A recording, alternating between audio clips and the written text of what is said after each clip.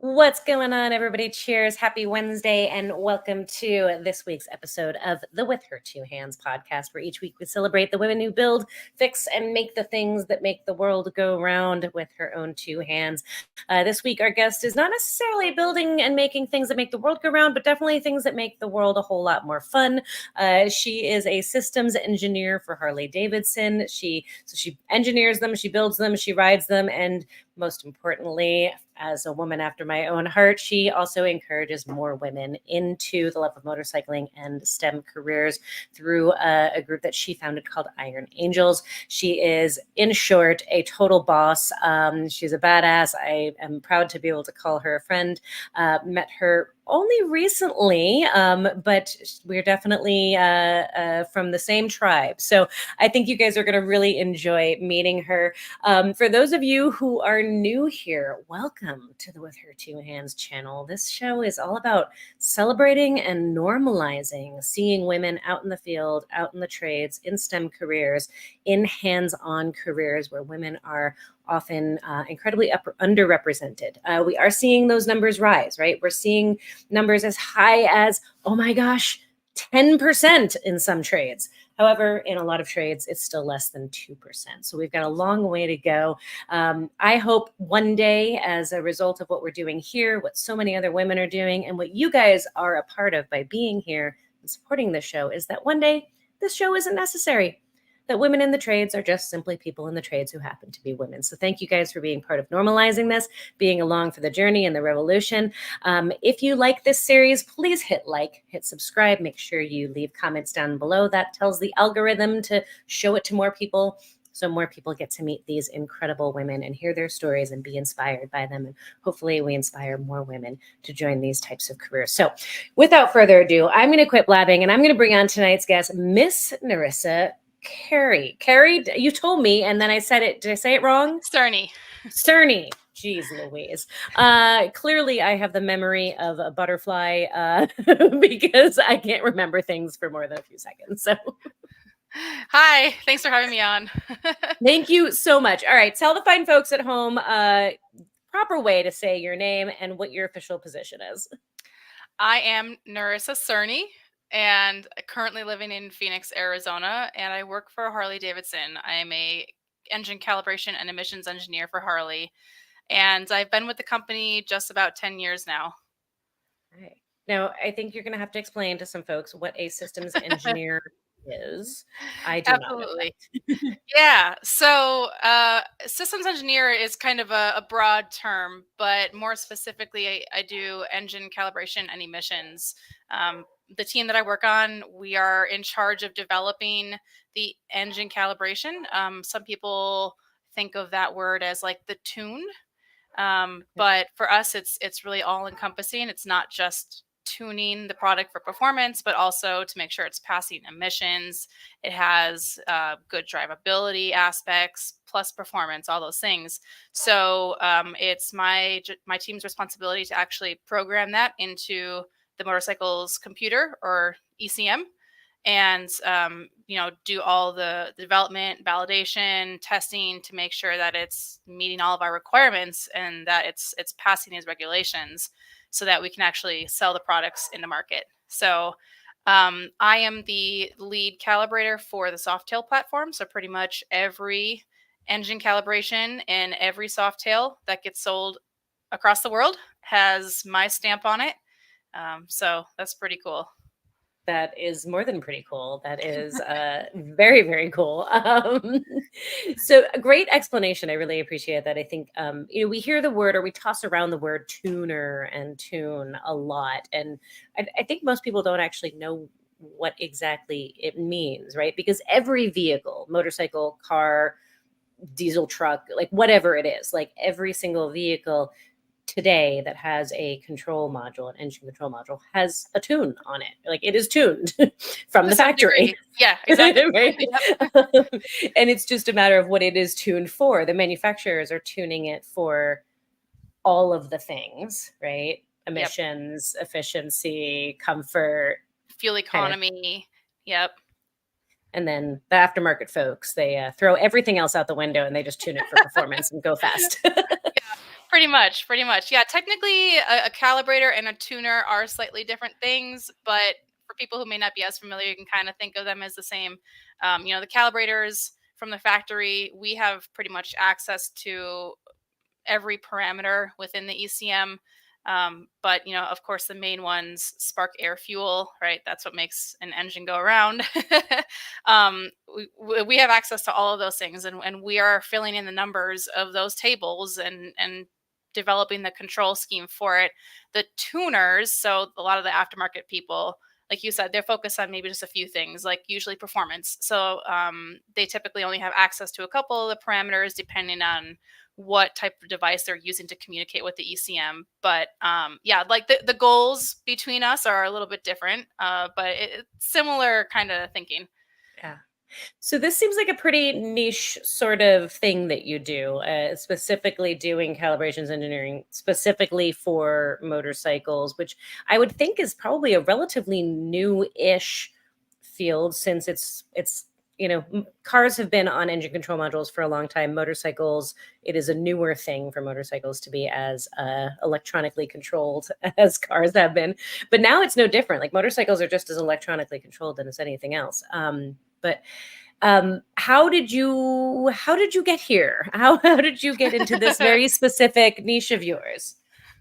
Well, I'll back up quite a ways maybe, Yes. and just talk about how I even got into engineering and just how it all progressed from there. Yeah. So when I was young, I was obsessed with race cars.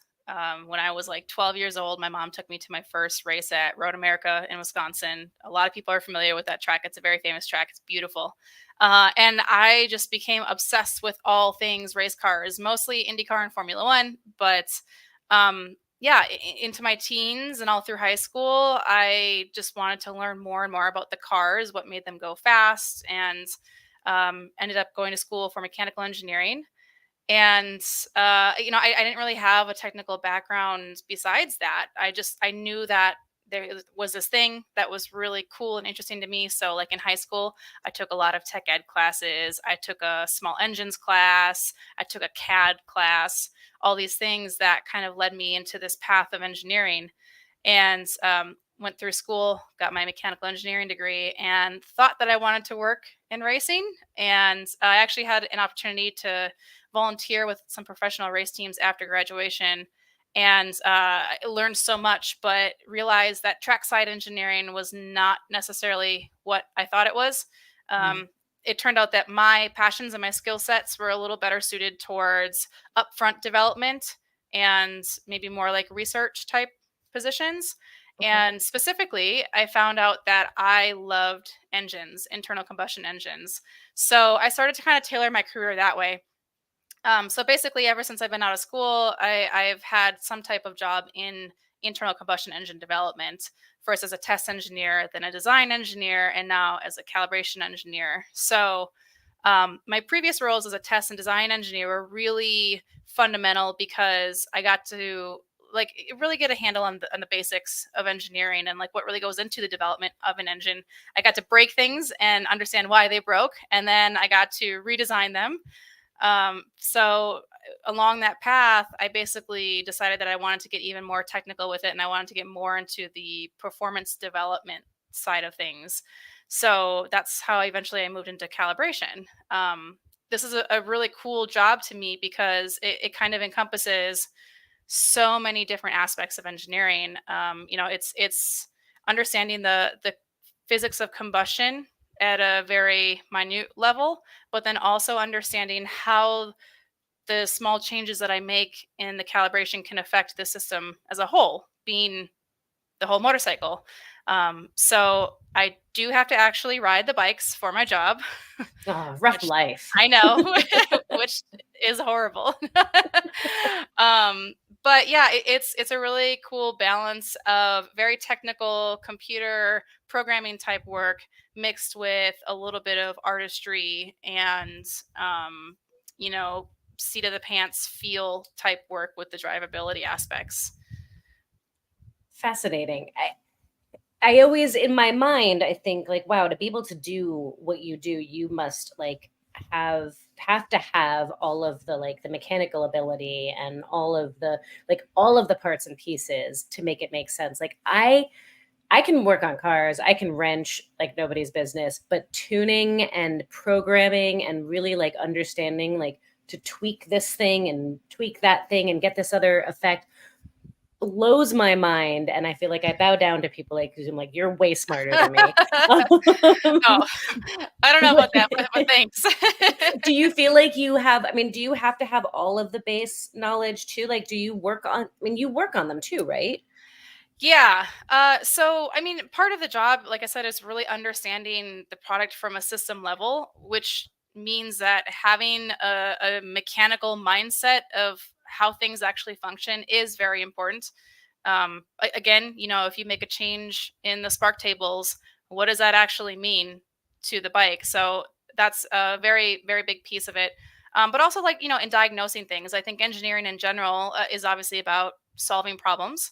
So to be most effective at solving problems, it helps to have hands-on experience and to like physically understand what it is you're having an effect on. That there's various degrees of that. I personally like to be very hands-on. I just think it helps me and everything I do. But um, yeah, there's definitely like a piece of that in the job, but just like as a hobby on my Mhm. personal life, I also like to wrench on things, mostly motorcycles. So yeah, it all kind of comes full circle. Yeah. I'm curious because I feel like, tell me if I'm wrong. I feel like there's been a lot of progress on the engineering side of the world when it comes to bringing more women in. We're seeing more women in engineering. We're seeing like these massive campaigns to support women in engineering. And I think we're seeing the numbers increase. I'm curious what goes into the decision making, what went into the decision making for you when you were younger. And it was like, okay, I'm really interested in racing. I'm really interested in these things that go fast and how they work. What wound up putting you on the path of engineering versus on the path of mechanicking? What brought you there? And yeah, I'm just kind of curious. That's a really good question. Uh, so when I was in high school, kind of exploring these tech ed classes and CAD and everything, um, I think I just started exploring engineering honestly because one of my teachers suggested it. My mom was convincing me to pursue a college degree. I didn't know what I wanted that to be, and I was just trying to figure out what made most sense for the things that I liked. Um, when I kind of took a step back, I realized that I loved science and I loved knowing how things worked.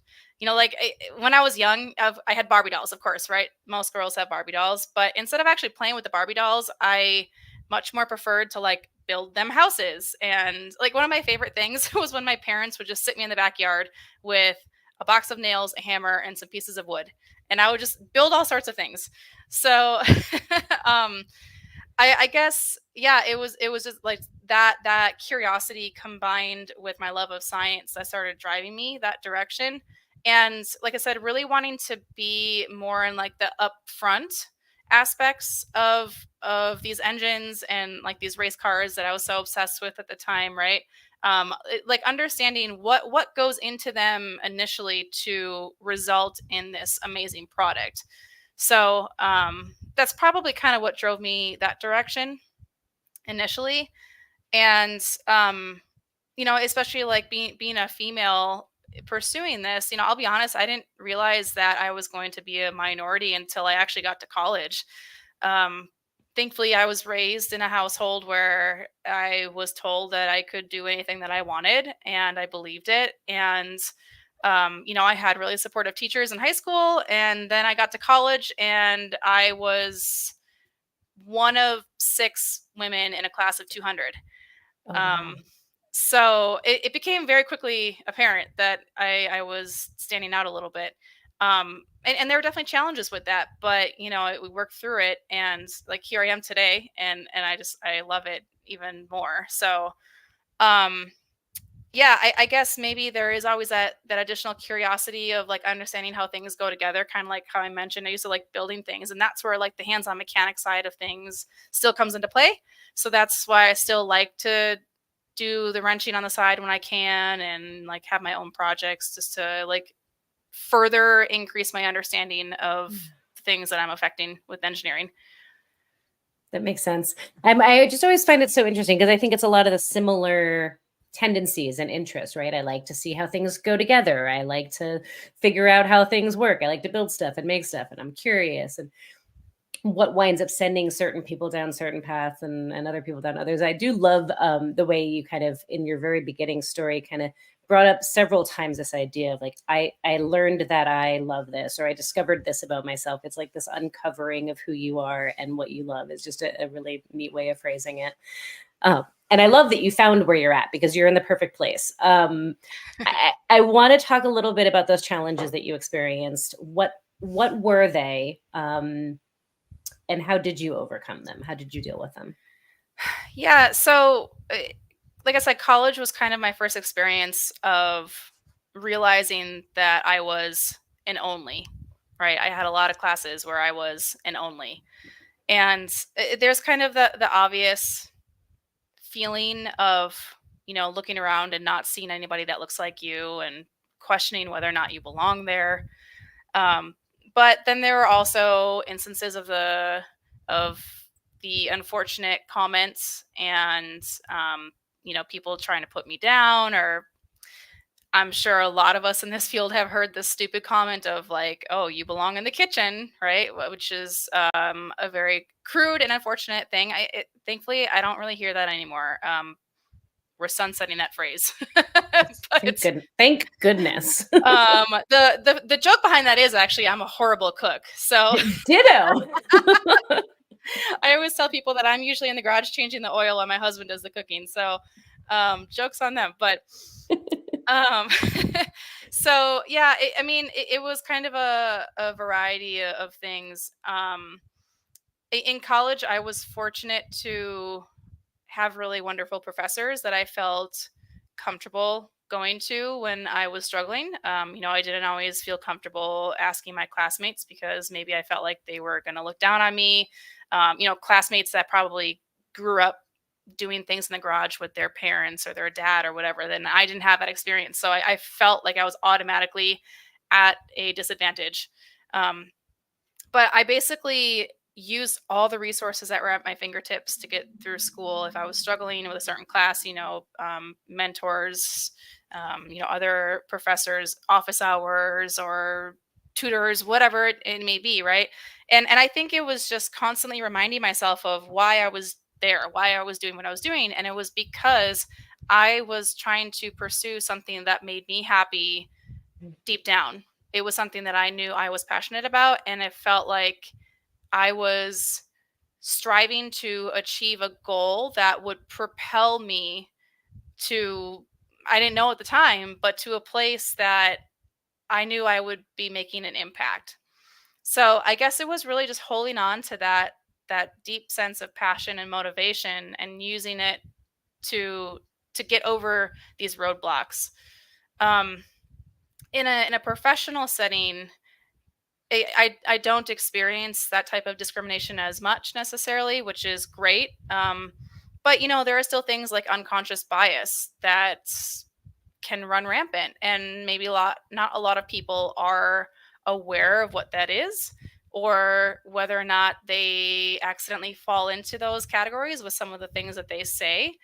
So, I think it's really up to those of us in these positions to bring awareness to those situations in a respectable and constructive way, and start to just like slowly change people's mindsets. There can be this feeling as a woman that you have to strive harder to prove yourself.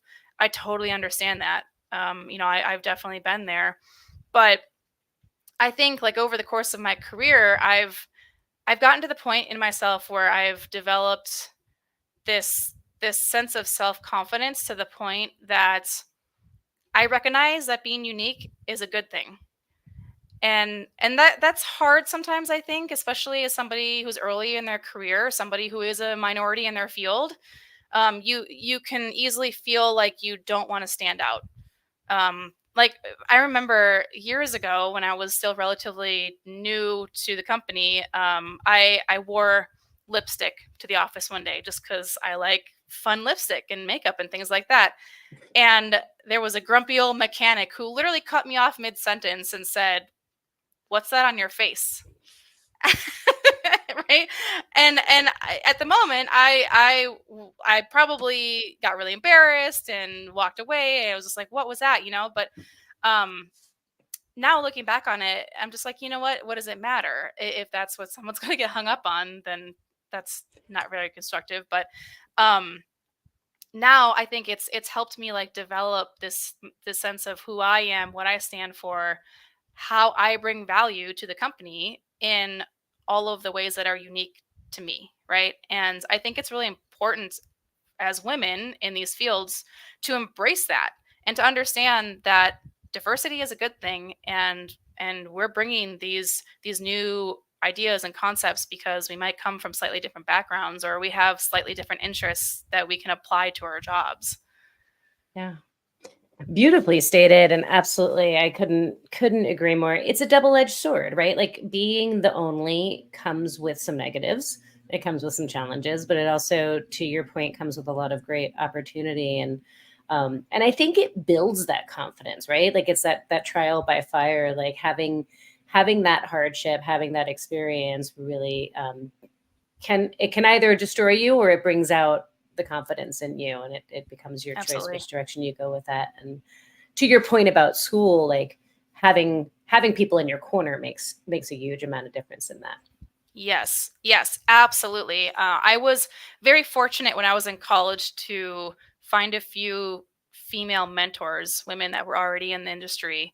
Um, One of them, I attribute a lot of my growth and confidence in those early years to her. Her name's Kara Adams. She works for Firestone and is like the head of development for the IndyCar race tires, Nice. and has an amazing career, is a very intelligent, strong woman. And um, I happened to meet her at a race one time, and we just exchanged contact information, stayed in touch, and she was such a huge confidence builder for me as a young engineer. So um, I saw what that impact was, just to have somebody that had a similar path as me, that looked like me, that thought the same as me. It made me feel like yes, I can do this, right? Because as much as I grew my confidence over the years, there's always peaks and there's always valleys, right? There are always days where you maybe start to question if you're doing the right thing or is it really worth it. But then you have somebody in your corner who kind of reassures you and gets you through that, and you just keep growing. Which brings us to the theme of this series, the unwritten theme of this series, of the importance of mentorship and the importance of being an ally. I feel like it comes up in literally every interview of where it could have gone bad, where we could have lost this person from the industry, where they could have left, but because of a great mentor, because of a great ally.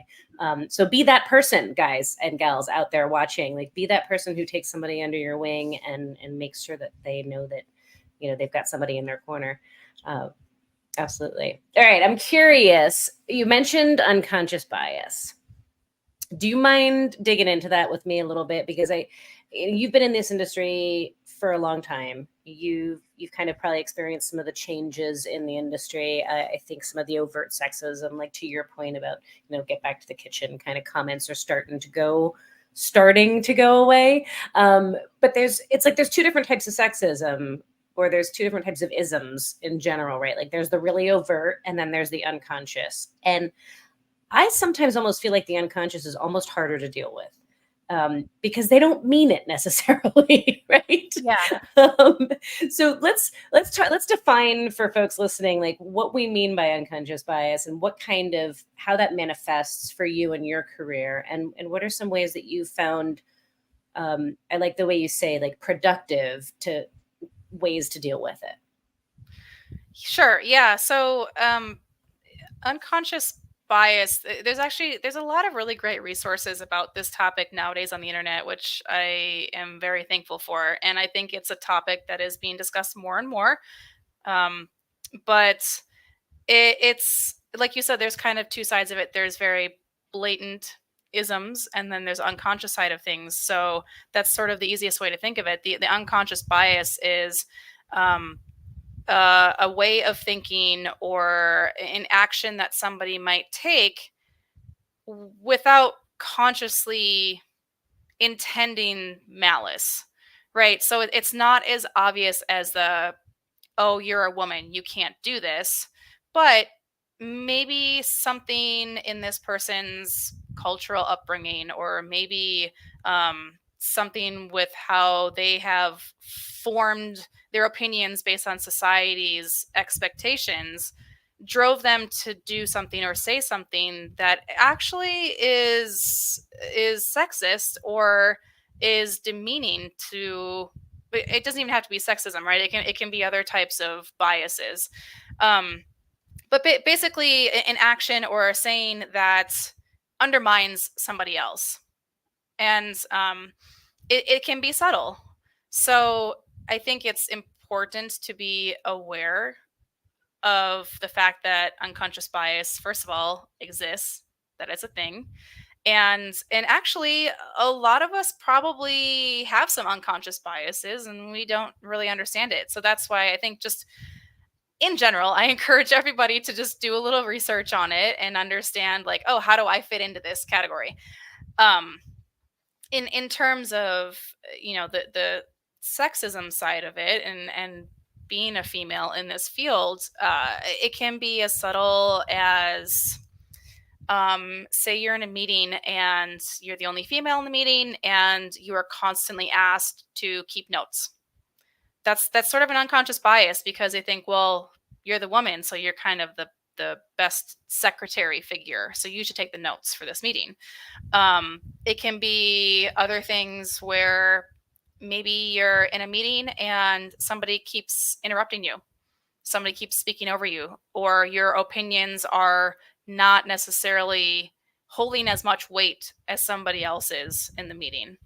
So it like I said, they can be very subtle things, but in those moments, I think as the people being affected, it's important for us to bring awareness to it. And this is the tricky thing, right? Because as a female, we all just want to be treated equal, and we want our work to speak for ourselves. So we almost feel like we don't want to be standing up and being singled out as a female. But there has to be a little bit of discomfort in order to have growth, in my opinion. So I think in those moments, it is okay to stand up and again, in a respectful and productive way, say, hey, you did this thing and it made me feel this way. I think it was inappropriate. I just want to make you aware of it so it doesn't happen again next time, right? So, learning how to have those difficult, crucial conversations, but understanding that it's really to be productive and to just help everybody grow. And again, with the unconscious bias, it's not like somebody is saying it or doing it in a way that is very intentional. So in my experience, more often than not, if you bring awareness to the situation, they may even thank you. They may say, oh, wow, I didn't realize that I was doing that. Right. I even had, for example, somebody on my team, a male on my team, who came up to me once and said, hey, I just want to let you know that I am trying to consciously stop using the term guys, like, hey, you guys. Instead, he started using the word folks, right? And personally, that wasn't something that I had an issue with, but it's just like another small example where, the small changes, just kind of like putting yourself in somebody else's shoes, is just better for like growth and collaboration and acceptance and all these things. Perfect. Perfectly stated and explained. Thank you for that. I think you come at it with such a great, like, calm. And I love that, because I think, the instinct often, especially when you face it over and over and over and over and over again, is to want to react against it, right? Yeah. To come back with force and frustration of all of the years that we've been dealing with it. But it's not necessarily productive. And remembering, like you said, like they may not even be aware they're doing it, and just it doesn't have to be aggressive. It doesn't have to be anything other than like, hey, FYI.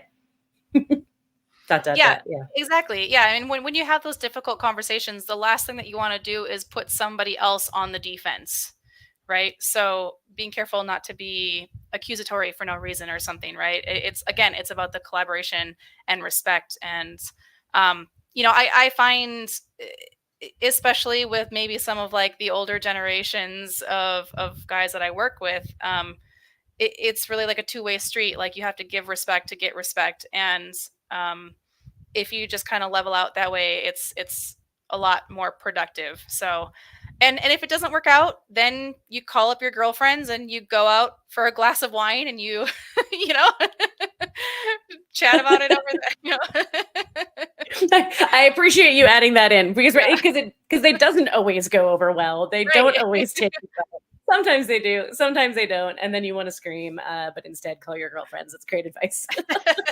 Right. I love it. I'm curious, in your different, because you work in lots of different environments, right? You work in like the corporate of Harley-Davidson. I'm sure there's different cultures and subcultures within that. Engineering, we think of as a little bit more white collar maybe, than some of the blue collar careers. You've been in kind of the racing world. You've done the hands-on stuff with your with Iron Angels, which we're going to talk about soon. You're in the motorcycle world as far as a rider. That's a very different culture and community than necessarily the corporate engineering side of things. Cultural differences and how you're received, and kind of how being a minority has been for you. Can you talk about those different cultures? Because it Yeah, required different approaches. it can. It definitely can. Um, I think being in a corporate environment, just in general, I think that typically means that there's like this standard expectation that um, there's no harassment or things that, right, could technically be taken to HR, things like, right. So I guess that helps to kind of have that like blanket layer of protection, I'll call it. Um, that's not necessarily the case out in the real world, obviously. I think we've all seen keyboard warriors and that type of thing, or just even like face to face, like you said, being a rider. I ride almost every day, and people on the road that I interact with don't know that I'm an engineer for the company. So that can be a little bit more difficult to deal with sometimes because people don't always have that filter. So I think in that sense, maybe you have to have a little bit more of a tough skin, but also I feel like my perspective is I am who I am regardless of the situation that I'm in, and I'm not going to change myself for somebody else, right? So if I'm at work or if I'm out riding and I come across a situation where somebody is saying something inappropriate or they're treating me poorly, I just keep holding my head up high because that's me. I find that the best way to get through something is to just exude confidence. Like my mom always taught me, kill them with kindness. So you show them that you're capable and you're not there to deal with the BS, and you just want to get your job done, do it well. And people can't really dispute that if you're good at what you do and you don't fall to the lower levels that some people like to take you down, right? Like don't argue back. I mean, I think it's important to um you know state facts. If someone tries claiming something about you, saying like, women shouldn't be doing this thing, and I think it's important to say like, yes, actually, we do belong here, and this is why X, Y, Z. But other than that, like, there's no point in arguing with the keyboard warriors or the people who are just constantly going to be trying to bring you down, because I think like it's important to just have the confidence in yourself and realize that you're better than that, and you just need to keep leading with your heart, your passions, and your skill set. And eventually, somebody told me this one time, and I really hold on to this. Somebody told me that the right people will notice. So in anything that you do, if you do it with integrity, the right people will notice. And the people who try to break you down, those aren't the people that matter. They're not the ones that are going to help you or advance you in any way. So let them live their life, move on, find the people that matter, and surround yourself with them. Excellent. Excellent advice. I love it. All right, let's talk about Iron Angels, because I know this is your like passion project. Tell everybody what Iron Angels is, how the idea came about. Let's dive in. All right. So the Iron Angels is an all-female team of high school students and female mentors who rebuild motorcycles and race them. So from a very high level, that's what the team is all about. The Iron Angels is actually part of a larger organization called Build Moto, and it's based in Milwaukee, Wisconsin. That's where I'm originally from. And this organization has been around many years, somewhere between 10 and 15 years, and it's all volunteer based. So every year, starting in January, there are a slew of various high school teams who receive a motorcycle, and they have 6 months to redesign it and rebuild it and turn it into a race bike. So the last couple of years, we've been focusing on flat track racing. Prior to that, they used to do road racing. So the goal of the program is to... Uh-oh, we just lost your sound. I just lost you. What happened? We just lost audio. You are muted. Your mic is no longer connected, it says. Sorry, folks. Minor technical glitch. Let's see if we can get this resolved. She's got so much good stuff to say too, y'all. I hope you guys are enjoying meeting Nerissa and hearing all of her insight as much as I am. Hopefully these new headphones are going to work for her. I hear something. Check. Ooh, yes, you are very quiet though. Shoot. Okay. Maybe these ones died. Let me try one more thing. Sorry about this. That's okay. I can hear you okay. Can we get somebody in the comments just to let us know if she's loud enough for y'all to hear back at home?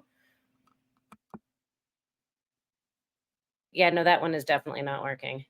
No. Okay, awesome. So let's do the white ones, and if everybody can hear just fine, say some stuff for me. Check 1, 2. All right, beautiful. I'm just going to ask you to speak loudly, just in case. You're a little quiet on my end, so I just want to make sure. All right, beautiful. Crisis averted. There we go. I can hold it here, like the people on YouTube do. Like the Instagrammers, yes, right? Exactly. We'll get some ASMR. Awesome. Thank you guys for bearing with us on that. Sometimes technical, it's the reality of being live. So exactly. Okay, so where were we? With the Iron Angels. So, like I was saying, it's a larger effort than just the Iron Angels team. There are usually about 10 different teams from various high schools across the region. And the Iron Angels is the only all-female team, or at least it was when I first decided to start it. So basically at the time I was living in Milwaukee working for Harley, and mentoring is something that I'm very passionate about. So I stumbled upon this group and decided that I wanted to join it. I wanted to become a mentor. And somebody actually proposed to me. They said, well, what do you think about doing an all girls team? Because, it's something that we don't have and it would be really encouraging. So of course I said, absolutely. I found a few other women that I worked with at Harley, and also a few other women around the community that were involved in motorcycling in some way, either other engineers or mechanics or even marketing professionals. We brought them on as mentors, so it was 100% female driven. And then we started recruiting at a couple of different high schools around the area. And 2018 was our first year. So like I said, every year from January to June, we would get a new bike, and it often meant a new team of girls as well. Sometimes we got new mentors, but again, always keeping that female focus. So I've since left Milwaukee. I live in Phoenix now, and I had to leave the team behind. And that was really, really hard for me to let it go, because it's something that I felt like was like one of my proudest accomplishments, really. But seeing the team grow and how it's developed since I've left has been really exciting as well. And the whole program has grown a lot since I've moved from Milwaukee. So yeah, I felt like, again, when I was going through college and the early years of my career, having mentors, having women that showed me I could do these things and encouraged me along the way was so monumental that I wanted to take the opportunity to then pass it on to somebody else. And high school is such a cool age because these girls are mature enough to really like think on their own 2 feet, but also still very interested in like being influenced and like looking up to you and learning. Like they're just so eager to learn. So it was like an awesome experience to bring together this group of usually like 6 to 8 girls from different high schools who often didn't know each other, and it could always be a little bit awkward at first, right? And really teach them the basics of mechanics, like righty tighty, lefty loosey. Most of them had never heard that term before. But then also we had certain deliverables. Ultimately it's a competition, right? So we would have to maintain a social media account. We had to maintain a budget. All these things that are very like real world type scenarios, and like help the girls and the team manage it along the way. So like one of my favorite aspects of being a mentor on the team was just watching the progression of their confidence over those 6 months. And at the end of the 6 months, we race the bikes. So there are some points, of course, in the race, but usually the biggest points event is the pit stop challenge. So that was always my favorite event because basically how it worked is at the end of the season, all the teams would be together at the event and we would be given a task, and we had no idea what that task was until that moment. And then when the judges said go, every team had to complete that task and they were timed, right? So whoever did it most correctly and the quickest got the most points. So it was ultimately a challenge to show how much these students had learned over the course of the 6 months. So we had to do things like oil changes. A lot of times there's tire changes, either rear tire or front tire. One year we had a handlebar change. So, and they always like make it complicated. So it's not as if maybe you have like one rock star student, right? You can't have that one student do everything. They usually set the rules up so that every student has to get their hands on the bike somehow during this challenge. And that was always my favorite moment through the season, because as a mentor, you're not allowed to touch anything. You can stand on the sidelines and you can verbally coach, but you can't touch tools. You can't touch the bike. It is 100% up to the team. So, like, again, the progression of this is what a Phillips screwdriver is versus a flathead screwdriver. I'm talking very basics, all the way to these girls changing tires and changing handlebars and changing oil, all this stuff, all on their own.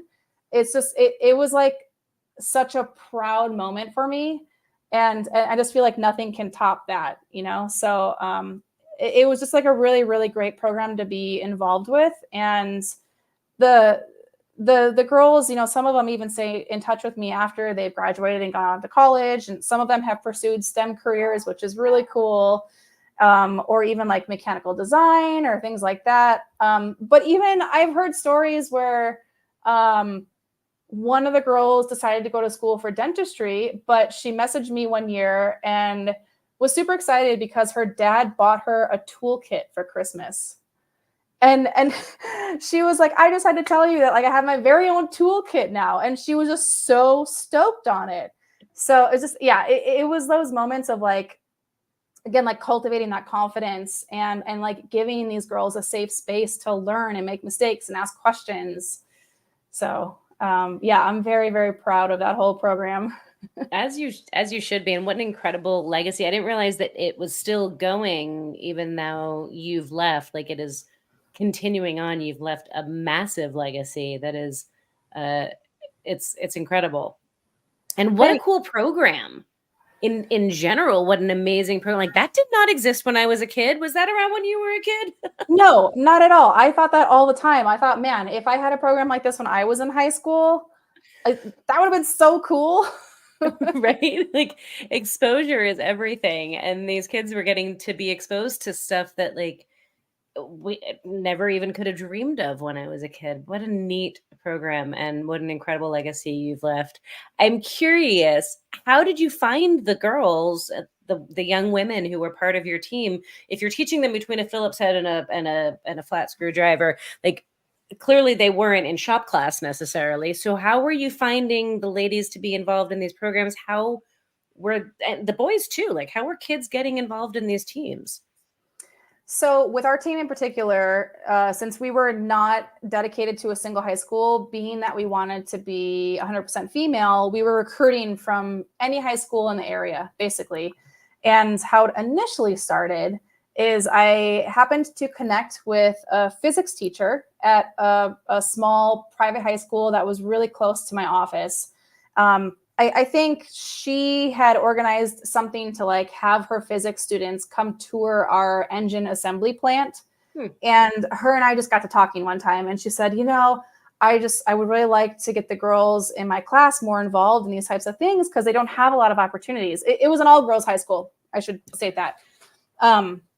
So her and I just connected and then I found this program, decided I wanted to start this team along with some other women. And immediately she was the first one that I thought of. So I emailed her. She let me come into her class one day. And I literally had like a PowerPoint with some pictures. And I just said, hey, who wants to come learn how to build a motorcycle? So we got a couple girls signing up that way. And I think it was maybe only 6 girls that first year. And it was a big year, right? Because it was our first time doing it as mentors.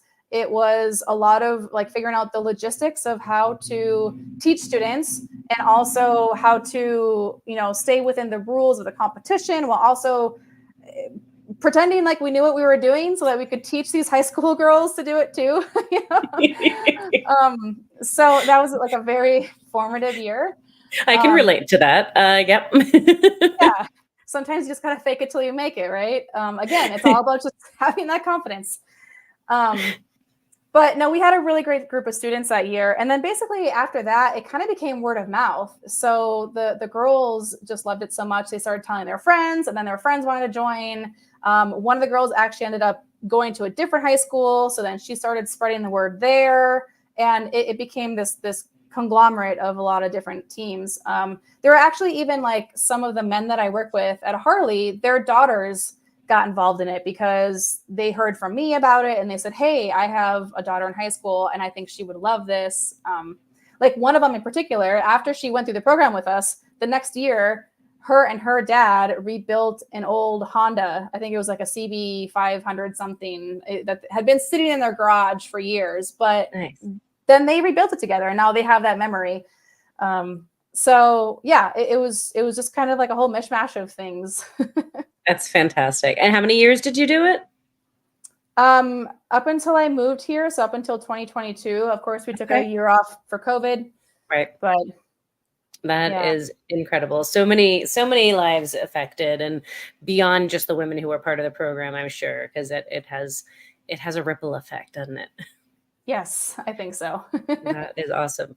All right. So what kind of projects are you working on currently? I know you're responsible for all the soft tails that are out there on the road, but that project is over, I guess. What is the current project, or is that an ongoing thing? I mean, we're always developing new things. You're not allowed to tell us, are you? I'm sorry. Dang it. Yeah, so I mean, I primarily work in new product development. I mean, a whole slew of things, soft tails or other, who knows? I get involved in new product stuff all the time. Also, regulations are often changing. So, it's our job to make sure that our current products are still meeting updated regulations. So that definitely keeps me busy. Fair. But yeah, that's kind of the work side of things. On a personal level, I just moved to Phoenix about a year and a half ago. So the last couple months have just been about like figuring out where the grocery store is. And you know what I mean? Just like the things that come along with like lifting your life up to somewhere else. But I have a couple bikes. I have 7 motorcycles in my garage, and Oh my. most of them need some type of work. So a couple dirt bikes. I've got an old Honda. I recently inherited my dad's old chopper that needs a complete rebuild. So that's probably going to be my next big project. I think I want to get that on the road and get it running smoothly. That's awesome. I knew we were cut from a similar cloth. I did not know that you also had the affliction of having multiple project vehicles that just kind of stack up. Well, They just multiply, don't they? yeah, it's N+1 rule, right? Have you heard of that before? No. Oh. What is that? So N is the number of vehicles that you currently own, Okay. and the proper number of vehicles is N+1. So, I like that. Yeah, I like that. it applies I to like anything. Snowboards, motorcycles, cars, whatever. That is fantastic. That is now going to be my new excuse. I was questioned just today on whether I really needed to add another vehicle to my collection. I'm like, but I'm fixing them up and selling them. So it's not like it's stagnant. Like Yeah. if I sell one, then that means I get to buy a new one, right?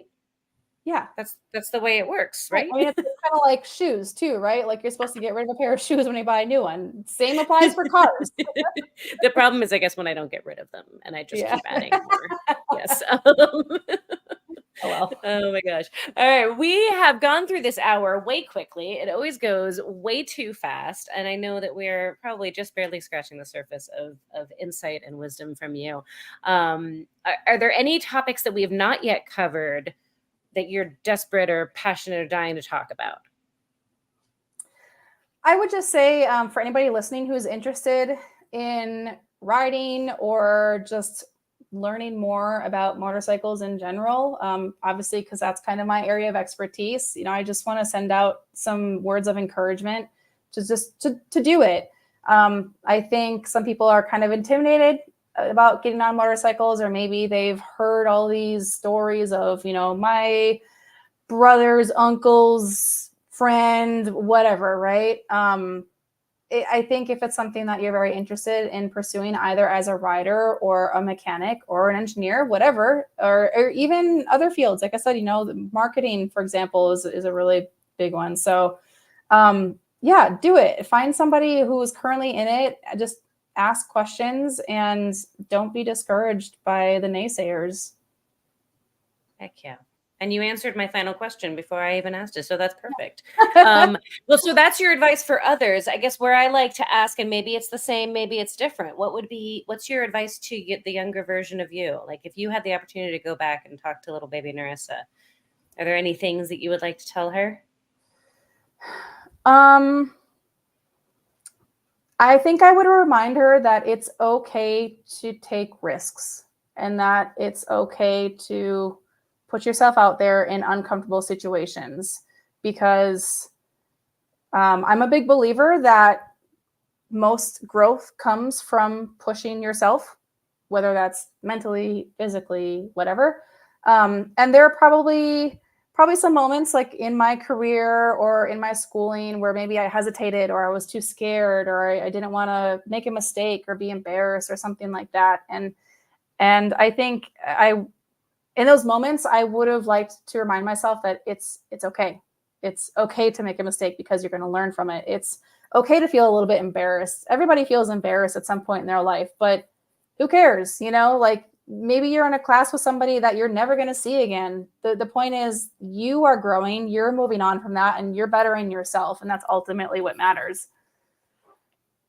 Amen to that. That is absolutely beautiful and perfect. I love it. Anybody who says that they've never been embarrassed or made a fool of themselves or made a mistake, like they're either lying or they've just never taken any chances. And what a small world that is, and how unfortunate for them. Yeah, how boring of a life is that, right? Right. I love it. So perfectly stated. Nerissa, you are such a light in this industry. You're a blast to hang out with. You're so smart and so insightful. I'm so glad that I get to know you and have you in my circle. And I'm so grateful you agreed to be on this episode and share your story and your words of wisdom with the folks at home. So thank you so very much. We really appreciate it. Thank you for having me on. Yeah, I mean, if I can inspire one person, that means the world to me. So I definitely appreciate you asking me to come on and talk. Heck yeah, absolutely. And folks at home, thank you guys so very much for being a part of this series, for being along part of the revolution, part of the normalizing of women in the trades. I hope you enjoyed meeting Nerissa and getting to hang out with her and learn from her as much as I did. Make sure you hit like, hit subscribe, leave comments down below. You know the deal. Help us spread the word, get more people exposed to these incredible women so more people hear their stories and hopefully are inspired by them to go take on their dreams and their passions and whatever they may be. So thank you guys so much for tuning in. Make sure you come back next week. We have another incredible tradeswoman for you to meet. And of course, every Monday we release another archived episode from this series' past life as a Instagram live series. So we release one of those episodes each Monday. So you get 2 opportunities to watch with her 2 hands. Until next time, guys, be good to yourselves, be good to one another, be good human beings, and we will see you next time.